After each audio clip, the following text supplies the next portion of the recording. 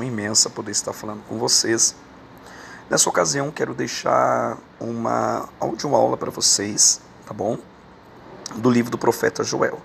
Está sendo comum nós fazermos uma dos livros proféticos junto com vocês presencialmente, tá?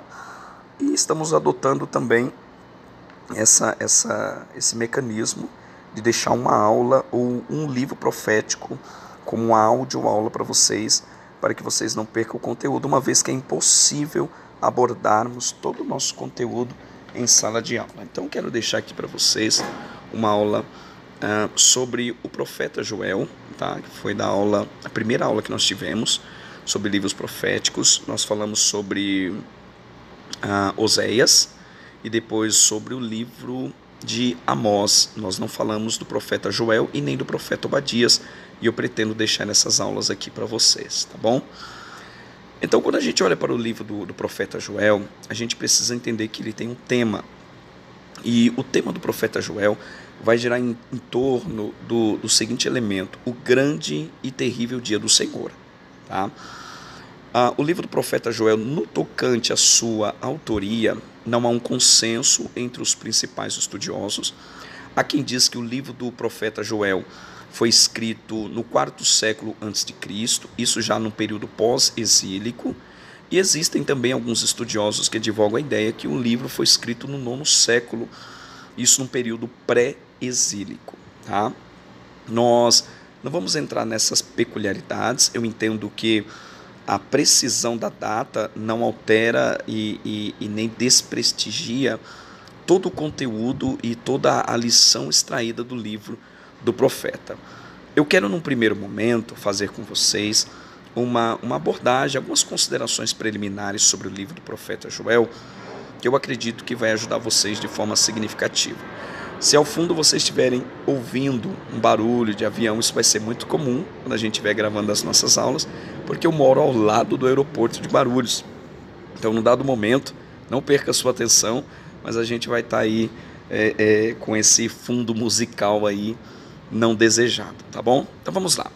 Algumas considerações preliminares sobre o livro do profeta Joel. Primeiro, Joel, cujo o nome significa o Senhor é Deus, tá?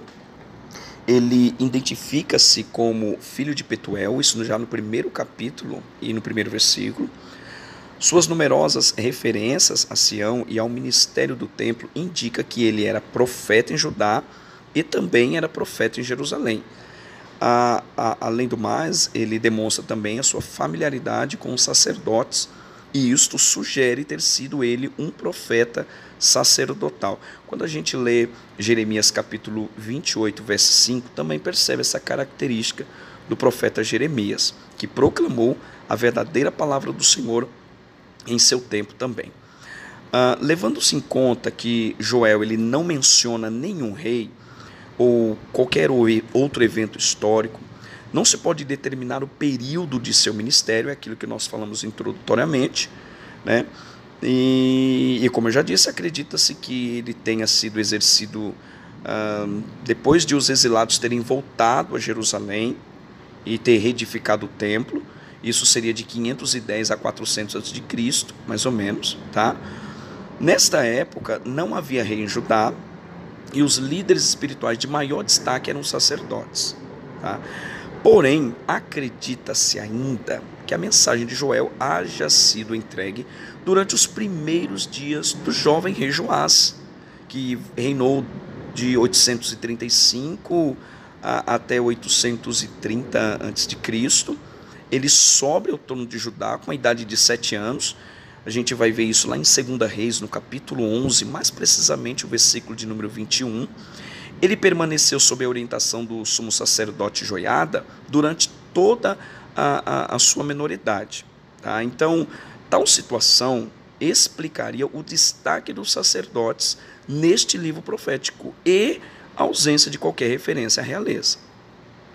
O tema de Joel e seu estilo literário identifica-se mais com os profetas do nono século a.C., por exemplo, Amós, Miqueias, Isaías, do que com o estilo literário dos profetas pós-exílicos, aos quais são Ageu, Zacarias, Malaquias. Tá? Então, estes e outros fatos, eles favorecem um contexto do século IX para o livro do profeta Joel. A ocasião imediata para o livro foi uma invasão de gafanhotos e uma seca extremamente severa que, combinadas, devastaram o reino de Judá de forma significativa. A voracidade com que uma praga de gafanhotos desnuda todo o verde em muitos quilômetros quadrados acha-se mais que patente naquela parte do mundo, tanto nos tempos de Joel quanto nos dias de hoje. Tá? Então, o livro do profeta Joel, queridos, tem alguns propósitos. Dentre eles, nós precisamos entender alguns. Eu quero destacar aqui. Primeiro, Joel falou e escreveu em virtude de duas recentes calamidades naturais e da iminência de uma invasão militar estrangeira. Basicamente, elementarmente, Joel ele tem um tríplice propósito quando escreve seu livro. Primeiro, juntar o povo diante do Senhor numa grande assembleia. Capítulo 1, verso 14, e o capítulo 2, verso 15 e 16, fica muito claro e patente isso. Segundo, ele tem como objetivo exortar o povo a arrepender-se, a voltar-se humildemente ao Senhor Deus com jejum, com choro, pesar e clamor por sua misericórdia. Isso está muito claro já no capítulo 2. E em terceiro lugar, ele quer registrar a palavra profética ao seu povo por ocasião do seu sincero arrependimento. Tá? Isso vai do capítulo 2, verso 18, até mais ou menos o capítulo 3, verso 18, verso 21 ali no máximo. Tá bom? Uma visão panorâmica desse livro, a gente vai conseguir entender que o livro ele divide-se basicamente em 3 sessões. Tá? A primeira sessão está no capítulo 1, que vai do verso 2 ao 20, que descreve a devastação de Judá, que é ocasionada por uma grande praga de gafanhotos que arrancou as folhagens da vinha, das árvores, dos campos, enfim, uma destruição de forma significativa, a ponto de reduzir o povo a uma indescritível penúria e miséria. Em meio à calamidade, o profeta ele vai conclamar os líderes espirituais de Judá a guiar a nação pelo caminho, pelo viés do arrependimento, segundo está no capítulo 1. Tá? Então, essa é a primeira sessão do livro do profeta Joel. A segunda sessão, já no capítulo 2, verso 1 ao 17 mais ou menos, vai registrar a iminência de um juízo divino ainda maior proveniente do norte. Atenta para essa descrição que ele é proveniente do norte. Na forma de, vamos lá, outra praga de gafanhotos descrita de forma metafórica como um exército de destruidores ou uma invasão militar de forma literal. Tá? De novo, o profeta soa a trombeta espiritual em Sião, no capítulo 2, conclamando uma grande assembleia solene para que os sacerdotes e todo o povo busquem de forma sincera a misericórdia divina com arrependimentos, jejum, clamores e um genuíno quebrantamento diante do Senhor. E por fim, a sessão final, já no capítulo 2, a partir do verso 18 até o capítulo 3, verso 21, ela começa declarando a misericórdia de Deus em face do arrependimento sincero do povo. Tá? Percebam que os verbos hebraicos do capítulo 2, verso 18 e 19, indicam uma ação completada e devem ser traduzidos no tempo passado. Tá? O humilde arrependimento de Judá e a grande misericórdia de Deus vão dar ocasião às profecias de Joel a respeito do futuro, abrangendo, consequentemente, a sua restauração. E como prova e consequência de sua restauração, nós vamos ver o profeta falar de forma bastante significativa, clara e didática sobre o derramamento do Espírito Santo sobre toda a humanidade, tá? E, consequentemente, o juízo e a salvação no final dos tempos. Isso ele já vai fazer no capítulo 3, a partir do verso 1 ao verso 21. Amados, há algumas características no livro do profeta Joel que não podem passar desapercebidas diante de nós. Quais são? Primeiro, eu quero aqui citar para vocês 5 aspectos básicos que caracterizam o livro do profeta Joel. Quais são? Primeiro, é uma das obras literárias mais esmeradas de todo o Antigo Testamento bíblico. Tá? Segundo, contém a profecia mais profunda no Antigo Testamento a respeito do derramamento do Espírito Santo sobre a humanidade. Em nenhum outro livro você vai ver de forma tão pontual, significativa e clara a manifestação e o derramar do Espírito de Deus na plenitude sobre toda a humanidade. Terceiro, registra numerosas calamidades nacionais, pragas de gafanhotos, seca, fome, incêndios arrasadores, invasões militares, desastres nos céus, como juízos divinos, em decorrência da desintegração espiritual e moral do povo de Deus. Tá bom? Em quarto lugar, é importante dizer que o profeta ele vai enfatizar que Deus, às vezes, opera de forma sobrenatural na história através de calamidades naturais e conflitos militares, com a finalidade de levar a efeito o arrependimento e, consequentemente, trazer o avivamento e a redenção da humanidade. Tá? Em quinto lugar, o profeta ele oferece o exemplo de um pregador que, em virtude de sua estreita comunhão com Deus e estatura espiritual, ele conclama o povo de Deus a arrepender-se de modo decisivo em âmbito nacional, em uma hora extremamente crítica de sua história, e ele consegue resultados extremamente positivos. O livro do profeta Joel, ele transcende sua história e época, e isso a gente vai ver no Novo Testamento bíblico. Tá? Então, o livro do profeta Joel, ele repercute também no Novo Testamento bíblico, e a gente vai ver que vários versículos de Joel contribuem poderosamente à mensagem do Novo Testamento. Tá? No primeiro momento, a profecia a respeito da descida do Espírito Santo, que está lá no capítulo 2, a partir do verso 28 até o 32, ela é citada especificamente por Pedro em seu sermão, lá no dia de Pentecostes, em Atos capítulo 2, mais precisamente no versículo 16 até o versículo de número 21, depois que o Espírito Santo ter sido enviado do céu sobre 120 membros fundadores da chamada igreja primitiva, com as manifestações do falar noutras línguas, da profecia e do louvor a Deus, tudo isso no capítulo 2 de Atos dos Apóstolos. Além disso, o convite de Pedro às multidões, naquela festa judaica, a respeito da necessidade de se invocar o nome do Senhor para ser salvo, foi inspirado, podemos dizer, parcialmente no livro do profeta Joel. Porque no capítulo 2, verso 32, no capítulo 3, verso 14, ele de forma bastante enfática, incisiva, faz esse apelo, esse convite à nação de Judá.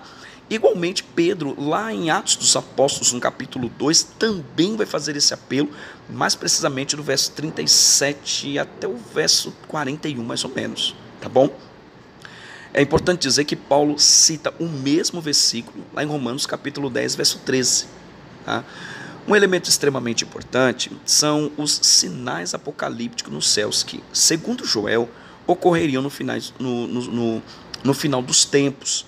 Isso ele faz lá em seu livro, no capítulo 2, verso 30 e também no verso 31. Não somente eles foram, posso dizer, lembrados por Pedro, no capítulo 2, verso 19 e 20, mas eles também são referidos, citados por Jesus lá no sermão profético de Mateus, capítulo 24, versículo 29, e também é citado por João, lá na ilha de Patmos, quando João ele escreve o livro da Revelação em Apocalipse, capítulo 6, verso 14. Mais precisamente, do verso 12 ao verso 14, João também fará significativas citações a respeito do tempo do fim. Para vocês verem como o livro do profeta Joel reverbera no Novo Testamento bíblico, a gente vai ver que a profecia de Joel a respeito do julgamento divino das nações, lá no Vale de Josafá, que ele o faz muito bem, de forma bastante pontual. Nenhum profeta faz isso com tamanha riqueza de detalhes, como ele faz no capítulo 3, verso 2, e principalmente no versículo 12 até o versículo 14, ela é desenvolvida ainda mais no último livro da Bíblia, que é o livro do Apocalipse. No livro do Apocalipse, nós vamos ver várias descrições a respeito do julgamento divino das nações. Apocalipse capítulo 14, capítulo 16, capítulo 19, até o capítulo de número 20, vai ficar muito claro esse ato de julgamento de Deus a respeito das nações que Joel faz lá no Antigo Testamento Bíblico, tá bom? Então, há dimensões tanto presentes quanto futuras em todas as aplicações de Joel no Novo Testamento. Nós falamos isso em sala de aula, é importante entender algumas características da profecia, os seus impactos no presente, analisar sobre um âmbito histórico e também considerar a profecia quando ela transcende o período do profeta e sendo em alguns momentos denominada como uma profecia preditiva e mais precisamente apocalíptica, tá? Nós falamos isso em sala de aula. Muitos dos profetas não profetizaram apenas realidades e verdades de seu tempo, mas transcenderam o tempo, tecendo para nós como se fosse tecer um tecido e que vai sendo desenhado e projetado até atingir tempos mais remotos, é o que nós chamamos da chamada profecia apocalíptica, tá?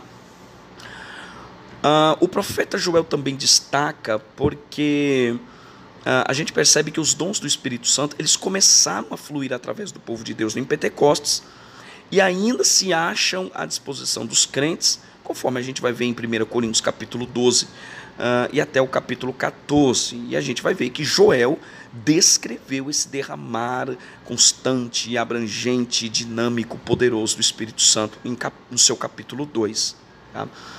Além disso, os versículos que precedem a profecia a respeito do Espírito Santo, isso é, uma analogia da colheita com as chuvas temporãs serôdia que ele o faz, e os versículos que se seguem, isto é, os sinais que se darão nos céus no fim dos tempos, indicam que a profecia sobre o derramamento do Espírito inclui não somente a chuva inicial no Pentecostes, como também um derramamento final e culminante sobre toda a raça humana no final dos tempos. O livro do profeta Joel é, sem sombra de dúvida, um dos livros mais importantes, dinâmicos, quando ele faz menção ao derramar do Espírito de Deus na nossa época. O livro do profeta, sem sombra de dúvida, é um legado significativo.